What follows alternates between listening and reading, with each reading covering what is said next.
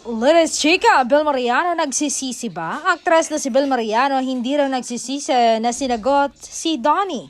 Dahil pinapatunayan daw ni Donnie araw-araw iba siya sa iba. Nagkakaproblema ka ba sa mga nalilink sa kanya? Yan ang hirit ng mga marita. Saad ni aktres, hindi nga Hindi niya ako binibigyan ng dahilan para magselos. Sinisigurado niyang hindi ako mag-overthink, hindi niya ako hinahayaan masaktan sa mga chismis lamang.